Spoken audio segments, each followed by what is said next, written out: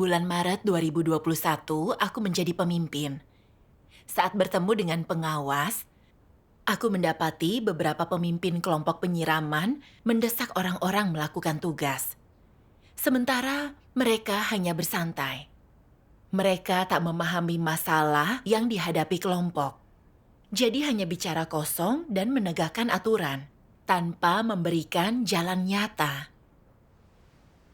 Kami bersekutu dengan mereka, bahwa memimpin bukan hanya memerintah orang, tapi juga memberi penyiraman nyata untuk pendatang baru, dan bekerja sama dengan orang lain. Benar.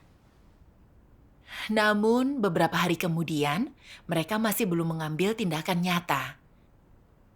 Aku mendapati seorang pemimpin tim bernama Gao membuat kekacauan. Dia tak melakukan kerja nyata dan menghasut pemimpin tim lain, mengatakan bahwa aku dan pengawas menyuruh mereka menyiram pendatang baru, membuat mereka tidak bisa menindaklanjuti pekerjaan tim. Yang berarti tak perlu melakukan pekerjaan itu lagi. Lalu apa tanggung jawab mereka? Dia pun berkata bahwa si pengawas itu amatir. Bagaimana dia bisa menyelesaikan pekerjaan dengan benar? Maksud dia adalah karena tak berpengalaman menyirami, pengawas tak bisa membimbing. Dia tidak perlu didengarkan. Benar. Saat pengawas menemukan masalah, dia bicara cukup keras. Jadi Gao mempersoalkan ini. Berkata pengawas memarahi orang dengan angkuh. Gao juga menyebarkan rumor. Berpura-pura ingin mencari, berkata si pengawas amatir, jadi pekerjaan mereka pasti terganggu. Dan pemimpin tingkat atas melanggar prinsip tentang menunjuk orang. Namun, pemimpin tingkat atas mempromosikan pengawas itu sesuai prinsip. Dia tak punya banyak pengalaman menyiram pendatang baru, tapi punya kualitas baik dan cakap. Juga bertanggung jawab dalam tugasnya, dia bisa dibina. Dia juga bisa menemukan masalah dan memandu kerja tim, serta membuat kemajuan dalam menyiram pendatang baru. Namun, Gao terus mengklaim pengawas tidak memenuhi syarat. Bersikeras dia tidak cocok untuk posisi itu. Dia juga berkata pemimpin tingkat atas menunjuk orang tanpa prinsip, membuat orang lain bias terhadap pemimpin dan pengawas, lalu menolak bekerja. Ini menyebabkan gangguan dalam tugas para pemimpin dan pekerjaan gereja. Itu Iya, benar benar. sekali. Gao juga memberikan persekutuan yang tidak tulus di pertemuan, secara halus menghina pemimpin tingkat atas dan pengawas. Sebagai contoh, katanya dia melihat mereka berdua tidak mengatur suatu tugas dengan baik. Gao menyampaikan hal itu, tapi keduanya tidak menerima sarannya. Gao tidak ingin memaksa. Lalu dia sadar memang ada masalah. Namun bukan itu yang sebenarnya terjadi. Dia sengaja tidak jelas dalam persekutuannya. Agar pemimpin terlihat tidak memahami pekerjaannya dan menghambat dia, menolak menerima sarannya, dan dia ditindas karena membela kepentingan gereja, agar semua orang bersimpati dan berpihak kepadanya. Itu sangat jahat sekali. Benar. Benar. Gao selalu memandang rendah para pemimpin dan pengawas. Yang telah seringkali dibicarakan orang lain kepadanya, tapi dia tak pernah menyesal tentang itu.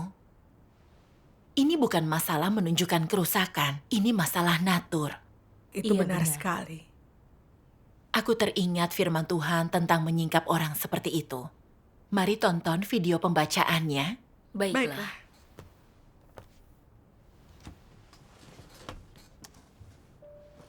Tuhan Yang Maha Kuasa berfirman, dalam kehidupan bergereja, orang, perkara, dan hal-hal apa sajakah yang berkaitan dengan masalah persaingan untuk mengejar status? Apa perwujudan persaingan mengejar status yang berkaitan dengan hal yang sifatnya mengganggu dan mengacaukan pekerjaan rumah Tuhan? Perwujudan paling umum adalah bersaing dengan para pemimpin gereja demi mengejar status mereka di gereja untuk mendapatkan kendali atas umat pilihan Tuhan, seringkali merendahkan, melontarkan fitnah, dan mengutuk para pemimpin gereja dan dengan sengaja menyingkapkan kegagalan dan kekurangan mereka dalam kemanusiaan mereka, atau menyingkapkan masalah dengan kualitas mereka, terutama dalam hal kesalahan yang pernah mereka lakukan dalam pekerjaan mereka atau ketika menangani orang. Inilah persaingan mengejar status yang paling sering terlihat dan paling mencolok. Apa perwujudan lainnya? Perwujudan lainnya adalah bersaing secara terbuka dengan para pemimpin gereja untuk mengejar status. Tidak menaati mereka sebaik apapun mereka melakukan pekerjaan mereka, tanpa memedulikan apakah pekerjaan itu sesuai dengan prinsip atau tidak, dan apakah ada masalah dengan kemanusiaan mereka atau tidak. Mengapa mereka tidak menaati para pemimpin? Karena orang yang mengejar status juga ingin menjadi pemimpin. Jadi, apapun yang dilakukan oleh seorang pemimpin yang telah dipilih atau ditetapkan, mereka mengkritik dan mengutuknya. Mereka tidak menggunakan prinsip-prinsip yang rumah Tuhan tuntut dari para pemimpin dan pekerja untuk menilai atau melihat apakah yang dilakukan pemimpin ini sesuai dengan prinsip, apakah dia adalah orang yang tepat, apakah dia adalah orang yang mengejar kebenaran, apakah ada hati nurani dan akal dalam kemanusiaannya atau tidak. Mereka menilai pemimpin tersebut bukan berdasarkan hal-hal semacam itu. Sebaliknya, berdasarkan ambisi, motivasi, dan tujuan mereka sendiri, mereka selalu mencari-cari kesalahan dan berdebat, menekan pemimpin atau pekerja tersebut, menyebarkan kabar bohong di belakangnya tentang bagaimana dia melanggar kebenaran, atau mengungkit-ungkit kekurangan mereka. Misalnya, orang-orang ini mungkin berkata bahwa pemimpin Anu pernah melakukan kesalahan ini dan ditangani oleh yang di atas, dan tentang hal ini tak seorang pun di antaramu yang mengetahuinya. Sehebat itulah dia berpura-pura. Mereka mengabaikan dan tidak memperhatikan apakah pemimpin atau pekerja ini sedang dilatih oleh rumah Tuhan, dan apakah dia adalah seorang pemimpin atau pekerja yang memenuhi syarat, tetapi terus saja melontarkan fitnah tentangnya, bergosip tentangnya, dan membuat rencana jahat di belakangnya. Untuk tujuan apa orang-orang itu melakukan hal-hal ini?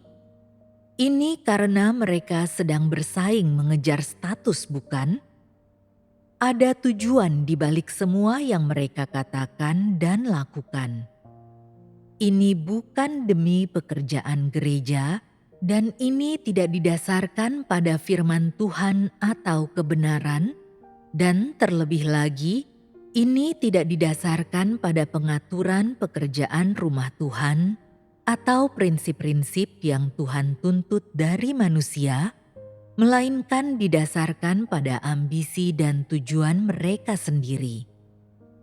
Mereka menyanggah semua yang pemimpin atau pekerja itu katakan berdasarkan wawasan mereka sendiri. Mereka menolak apapun yang dia katakan berdasarkan pendapat mereka yang berbeda. Mereka sangat senang ketika seorang pemimpin atau pekerja membuka diri dan menyingkapkan dirinya sendiri dan berbicara tentang pengenalan diri sendiri. Mereka pikir mereka telah menemukan kesempatan mereka. Kesempatan apa? Kesempatan untuk merendahkan pemimpin atau pekerja tersebut, untuk memberitahu semua orang bahwa ada masalah dengan kualitasnya, bahwa dia bisa menjadi lemah, bahwa dia rusak, bahwa dia sering membuat kesalahan dalam segala sesuatu yang dia lakukan, bahwa dia tidak lebih baik daripada orang lain. Inilah kesempatan mereka untuk menekannya, kesempatan mereka untuk mendorong semua orang untuk menggulingkan, melemahkan, dan mengkritik pemimpin atau pekerja tersebut. Dan motivasi untuk semua perilaku dan tindakan ini tidak lain adalah persaingan untuk mengejar status. Menuntut seorang pemimpin atau pekerja secara terbuka dan bersaing dengannya untuk mengejar status tidak hanya harus dihentikan dan dibatasi.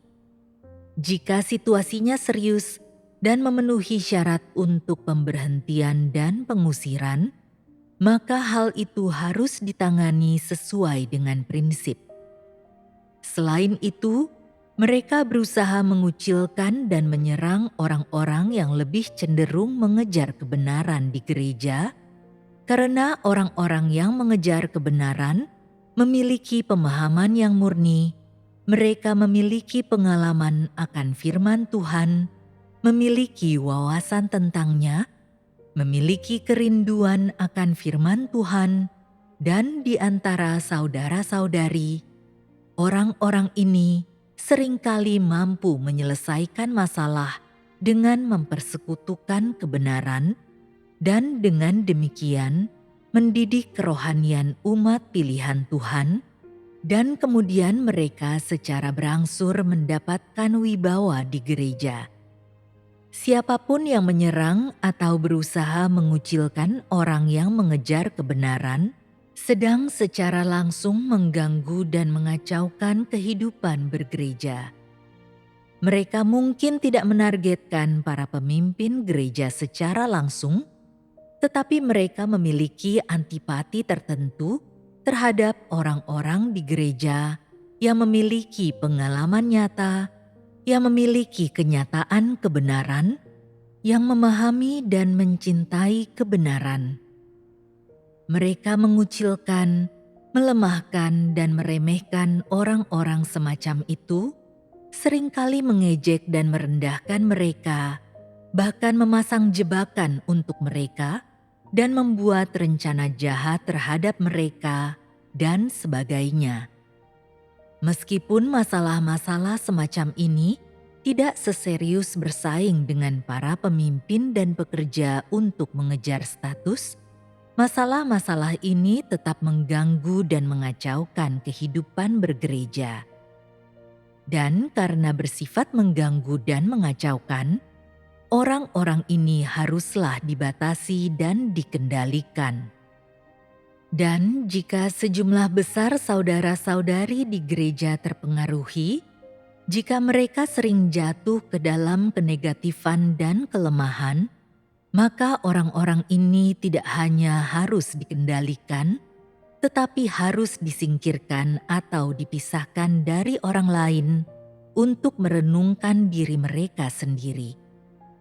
Jika masalah-masalah itu bersifat mengganggu dan mengacaukan, itu berarti semua masalah semacam ini konsisten. Jika dua orang sesekali bertengkar karena hal tertentu, jika mereka mudah tersinggung dan suka mengeluh terhadap satu sama lain karena perbedaan dalam hal kepribadian, dalam cara mereka memandang segala sesuatu, atau dalam cara mereka mengekspresikan diri, maka sesekali bertindak seperti ini tidak berkaitan dengan sifat mengganggu dan mengacaukan. Yang kita bicarakan adalah di mana sifat ini telah mencapai titik yang bersifat mengganggu dan mengacaukan. Orang-orang yang secara konsisten bertindak seperti ini, yang berusaha melemahkan, mengucilkan, mengejek, dan membuat rencana jahat terhadap siapapun yang memiliki pengalaman nyata dan yang menyampaikan pengalaman nyata ini. Mereka selalu bertindak seperti ini. Mereka tidak tahan dengan orang yang baik. Orang baik memicu mereka, membuat mereka marah, dan mereka menargetkan siapapun yang baik. Mereka berusaha menyakiti dan membuat orang-orang baik ini menderita. Orang-orang semacam itu telah menyebabkan gangguan dan kekacauan yang parah terhadap kehidupan dan tatanan normal gereja, dan para pemimpin dan pekerja harus bergandengan tangan dengan saudara-saudari untuk menghentikan, membatasi, dan menyingkapkan orang-orang semacam itu. Jika tidak mungkin untuk mengendalikan mereka, jika persekutuan dengan mereka tidak membuat mereka bertobat atau mengekang diri, maka setelah saudara-saudari bersekutu bersama dan mencapai mufakat, orang-orang ini harus dikeluarkan dari gereja. Mereka tidak boleh diberi kelonggaran lagi. Gangguan mereka terhadap kehidupan bergereja tidak boleh ditoleransi lagi. Jika engkau menoleransi kejahatan mereka, itu berarti engkau tidak sedang memenuhi tanggung jawabmu kepada saudara-saudari. Amin. Aku belajar dari firman Tuhan bahwa tidak melihat apakah pemimpin tepat untuk pekerjaan itu, apakah sejalan dengan prinsip rumah Tuhan membina orang, hanya serta-merta mencari kesalahan, mencoba menyerang, dan menghakimi di belakang mereka, mencoba menghasut orang lain untuk menentang dan menggulingkan mereka, ini mengganggu pekerjaan rumah Tuhan. Orang-orang ini harus disingkap dan dikendalikan, bahkan mungkin disingkirkan dari gereja. Itu Iya. benar sekali. Bandingkan itu dengan Gao. Dia tidak melihat apakah pengawas mendapat hasil dalam tugasnya. Apakah pekerjaannya bermanfaat bagi rumah Tuhan atau apakah dia layak dilatih? Gao hanya melihat dia tidak berpengalaman dan berkata dia tidak memenuhi syarat. Gao memutar balikan fakta, membuat orang lain menjadi bias terhadap pengawas itu dan menolak mengikuti perintah. Ini menghambat kemajuan pekerjaan Injil kami. Gao bukan menunjukkan kerusakan sesaat. Dia selalu seperti itu. Iya, Dia sudah sangat mengganggu kehidupan gereja dan tak cocok untuk tugas apapun. Seharusnya aku segera memberhentikan dia. Jika tak bertobat, dia akan dikeluarkan dari gereja. benar. Orang seperti itu harus segera ditangani agar tidak makin mengganggu kehidupan gereja. Benar. Benar. Namun aku ragu berpikir, dia telah lama menjadi pemimpin tim, juga aktor andal. Daya pengamatan saudara-saudari kecil, dan beberapa orang menghormati dia. Mereka merasa dia punya rasa keadilan, tanggung jawab, dan kasih. Jika ku berhentikan dia segera setelah aku datang ke sini, bukankah saudara-saudari berpikir aku tidak punya perasaan dan kejam? Juga mudah menghukum? Akankah mereka menyetujui kepemimpinanku? Namun Gao sangat jahat. Pandai mengipasi api dan menabur perselisihan. Jika aku menyinggung perasaannya, lalu dia menunjuk dan menghakimiku di depan yang lain merusak hubunganku dengan mereka, pekerjaanku akan jauh lebih sulit. Kupikir aku tidak boleh terburu-buru memberhentikan dia, tapi lebih dulu memangkas dan menangani dia, membedah esensi serta konsekuensi tindakannya. Jika dia mau berubah, dia masih punya kesempatan. Namun jika dia terus saja seperti itu, maka dia bisa dicopot. Kemudian, aku dan pemimpin tingkat atas Saudari Liu bicara dengan Gao dan orang lain yang terlibat. Lalu bersekutu tentang prinsip pemilihan di rumah Tuhan dan latar belakang promosi pengawas itu. Aku juga menjelaskan perilaku Gao dan beberapa pemimpin tim lain. Pada dasarnya membentuk faksi, menyerang pemimpin dan pekerja, meremehkan mereka, mengganggu pekerjaan gereja. Jika tidak berubah dan terus melakukan semua ini, mereka akan dicopot. Beberapa pemimpin tim mengakui kesalahan mereka. berkata ingin bekerja sama dengan pengawas dan menyelesaikan pekerjaan. Hanya Gao yang tidak membuat pernyataan jelas. Beberapa hari kemudian, Gao menyebarkan rumor kepada saudari lain. Berkata pengawas tidak memenuhi syarat, pemimpin telah salah memutuskan. Saudari itu tidak percaya, justru bersekutu dengannya. Melihat saudari itu tidak terpancing, Gao berhenti. Beberapa hari kemudian, Gao mengirim pesan kepada pemimpin tim lain untuk menyesatkan mereka.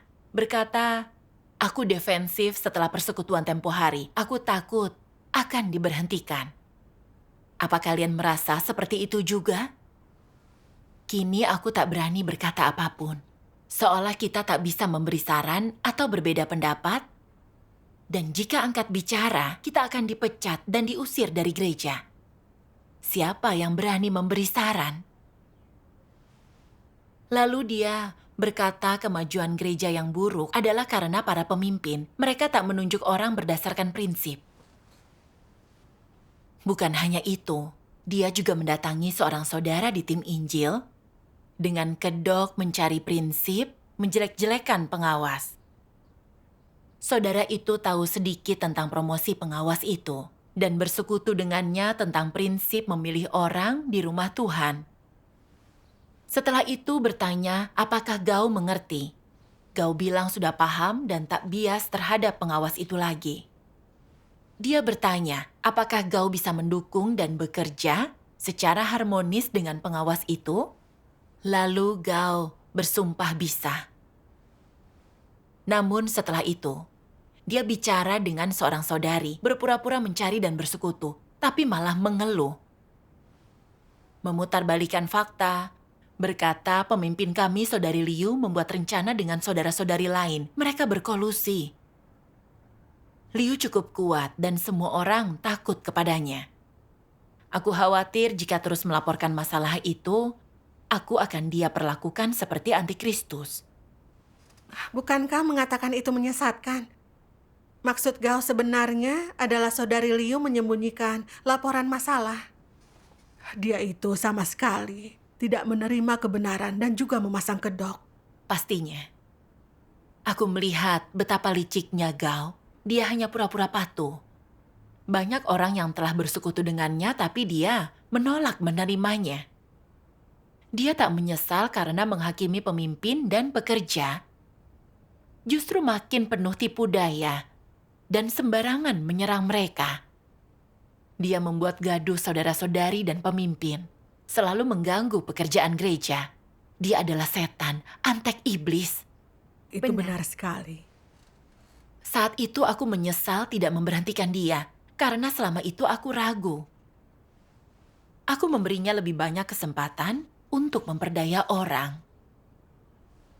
Aku tahu Gao selalu memandang rendah para pemimpin. Mengganggu pekerjaan mereka, aku seharusnya mencopot dia. Namun karena takut dengan pendapat orang lain, aku ingin pelan-pelan saja.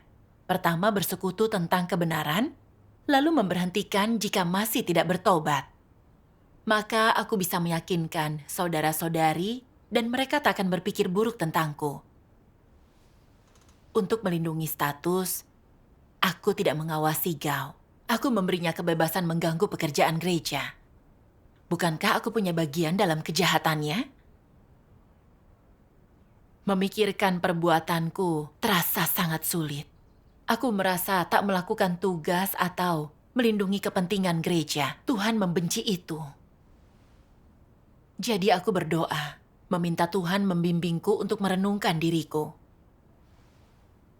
Dalam saat teduhku, kulihat sebuah firman Tuhan menyingkap antikristus yang membantuku lebih memahami diriku.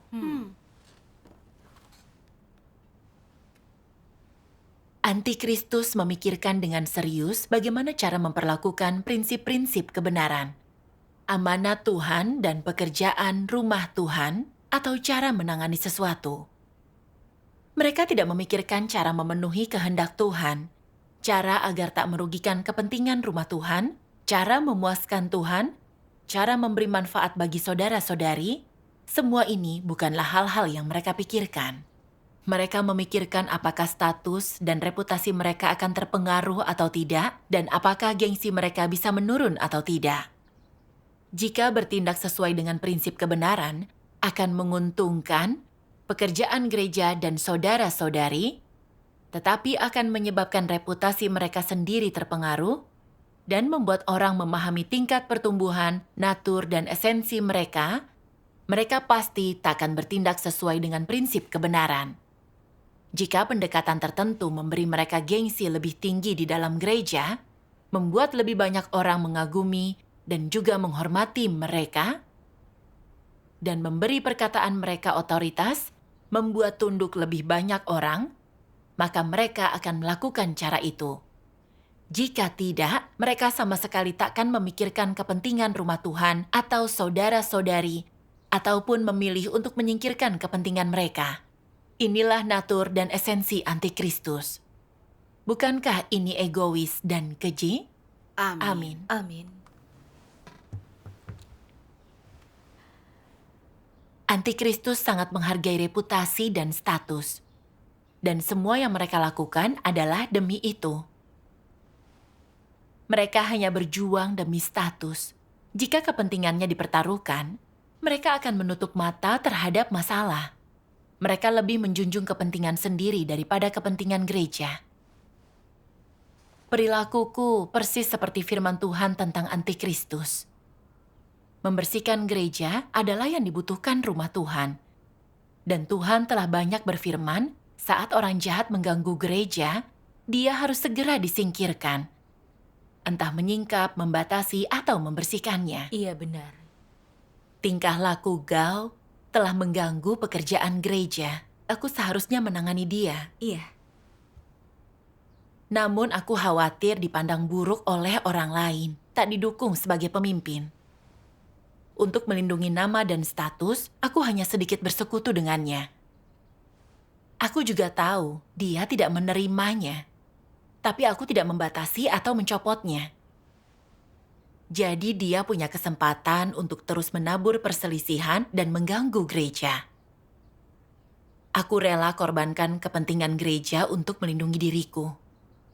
Aku sangat licik, egois, dan tercela. Aku tidak mencopot Gao sesuai prinsip, atau membimbing yang lain memahami kebenaran.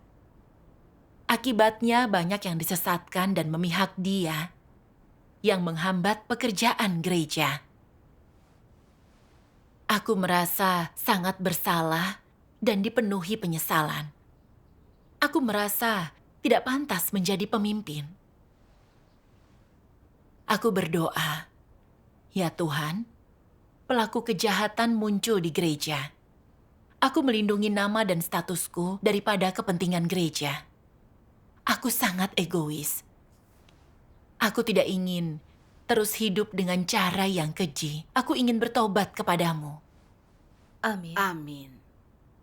Aku mencari orang lain yang mengetahui situasinya untuk lebih mempelajari perilaku Gao.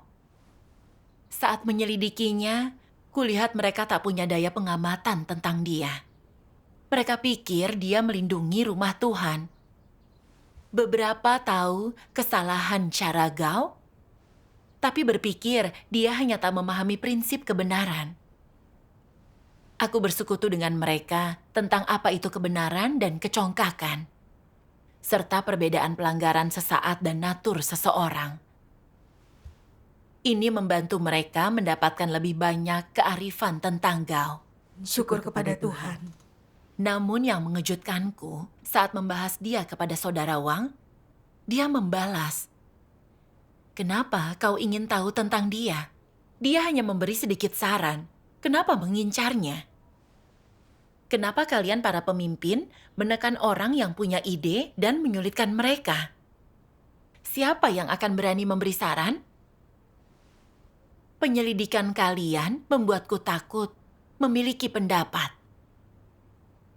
Kalian sangat mirip antikristus. Mereka tidak mengizinkan pendapat yang berbeda." Dia tidak mengerti apapun tentang Gao. Benar. Aku terkejut mendengar semua ini. Aku heran terhadap reaksinya dan mengeklaim kami tak adil terhadap Gao. Aku dengan sabar mulai bersekutu dengannya.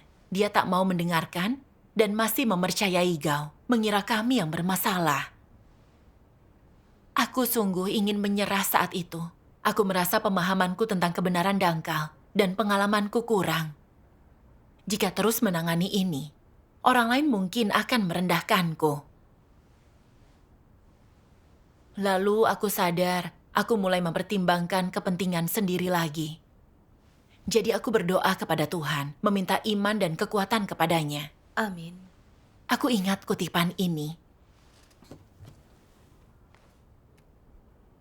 Jangan selalu bertindak demi dirimu atau selalu mempertimbangkan kepentinganmu. Jangan memikirkan status, harga diri, dan reputasimu. Jangan mempertimbangkan kepentingan manusia. Pikirkanlah terlebih dahulu kepentingan gereja. Dan jadikanlah itu prioritas utamamu. Pertimbangkanlah kehendak Tuhan. Dan mulai renungkan apakah engkau tidak murni dalam memenuhi tugasmu, apakah engkau setia, memenuhi tanggung jawabmu, mengerahkan seluruh tenagamu, apakah engkau sepenuh hati memikirkan tugasmu dan pekerjaan gereja, engkau harus memikirkan hal ini. Renungkanlah dan pahamilah semuanya, maka engkau akan mudah melaksanakan tugasmu. Jika kualitasmu buruk, pengalamanmu dangkal, tidak cakap dalam pekerjaanmu mungkin ada kesalahan atau kekurangan dan hasilnya mungkin kurang, tapi engkau telah mengerahkan upaya terbaik. Saat engkau tak memikirkan kepentinganmu yang egois dalam segala hal yang kau lakukan, melainkan selalu memikirkan pekerjaan dan mengingat kepentingan gereja.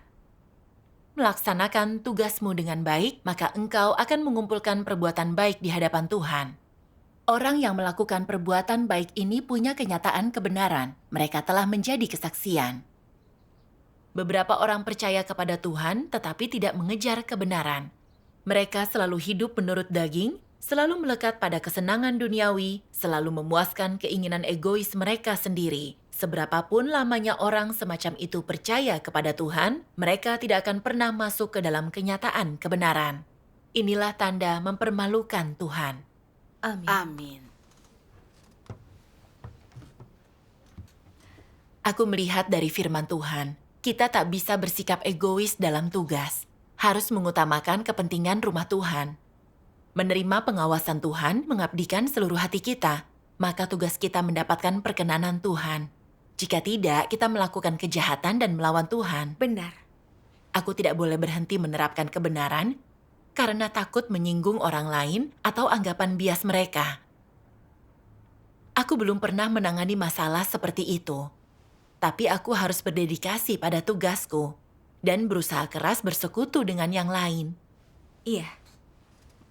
Aku tahu Gao telah menyesatkan saudara Wang. Jadi dia bicara atas nama Gao. Gao menyebarkan kebohongan sebagai kebenaran. Mengatakan kritik para pemimpin kepadanya sebagai larangan memberi saran atau pendapat berbeda. Kebohongan yang tampak benar ini bisa menyesatkan. Benar. Gao berkata para pemimpin memilih orang tanpa prinsip. Tapi dia sangat keliru. Dia telah diberitahu tentang prinsip memilih orang tapi menolak, menerimanya atau merenungkan dirinya. Dia terus memutarbalikkan fakta, berkata para pemimpin menekan semua pendapat yang berbeda. Bukankah itu membalikan fakta dan menyalahkan orang lain? Iya, benar. Dia bilang, jika itu berarti diusir dari gereja, siapa yang berani menyuarakan pendapat berbeda? Kata-kata itu tampak datang dari hati, tampak jujur. Tapi yang disebut kejujuran itu menyembunyikan niat jahatnya dan tipu daya iblis. Iya, benar. Dia ingin menarik orang lain ke sisinya untuk membelanya dan menentang para pemimpin. Ini adalah tipu daya dan mengganggu pekerjaan gereja. Saudara Wang tak punya daya pengamatan dan tertipu pernyataan Gao. Dia butuh persekutuan yang penuh kasih. Benar. Melalui persekutuan, dia memperoleh pemahaman tentang Gao. Dia sadar tak mencari kebenaran dan tak punya daya pengamatan, itulah sebabnya dia melindungi Gao dan memihak kejahatan. Dia merasa menyedihkan, tak memahami kebenaran. Betapa rentannya dia melakukan kejahatan. Aku sangat senang melihat perubahannya. Lalu beberapa rekan kerja dan aku bersekutu dengan yang lain untuk mengupas orang jahat dan membedah semua perilaku Gao. Semua orang mendapatkan pemahaman atas Gao, dan hampir semua setuju untuk memutuskan mengeluarkan dia dari gereja. Syukur kepada Tuhan. Bagus sekali. Iya. Selama pemungutan suara, mereka mencatat hal-hal yang mereka pelajari. Mereka mengatakan, Gao mengarang kebohongan dan menyebarkan biasnya kemana-mana dengan dalih untuk melindungi kepentingan rumah Tuhan. Ini mengacaukan pekerjaan gereja. Bagaimanapun pemimpin menyingkap dan menanganinya, dia tidak menyesali ini atau bertobat. Dia memiliki esensi jahat.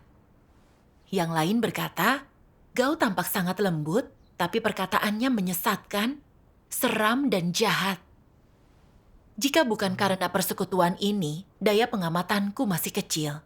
Inilah pentingnya memahami kebenaran dan memiliki daya pengamatan. Iya. benar.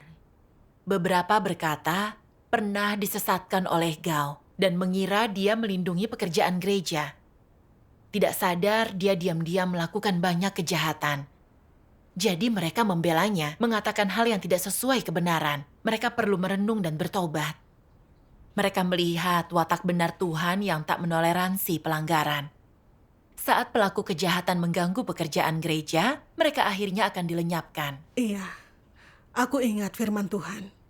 Orang fasik akan selalu fasik dan tak akan pernah lolos dari hari hukuman. Orang baik akan selalu baik dan akan dinyatakan saat pekerjaan itu selesai. Tak seorang pun dari orang fasik akan dianggap benar. Dan tak seorang pun dari orang benar akan dianggap fasik. Itu benar sekali. Benar. Pengalaman ini mengajarkanku. Sebagai pemimpin, saat orang jahat di gereja mengganggu pekerjaan rumah Tuhan, jika tak kutangani sesuai prinsip dan kebenaran, justru melindungi kepentinganku, sama dengan membiarkan iblis menyabotase pekerjaan gereja menjadi anteknya melakukan kejahatan dan menentang Tuhan. Iya. benar. Aku harus membersihkan pelaku kejahatan dari gereja, membimbing saudara-saudari mempelajari kebenaran. Ini berarti melindungi rumah Tuhan dan melakukan yang seharusnya dilakukan pemimpin. Syukur kepada Syukur Tuhan. kepada Tuhan. Persekutuan ini memberi kita jalan penerapan.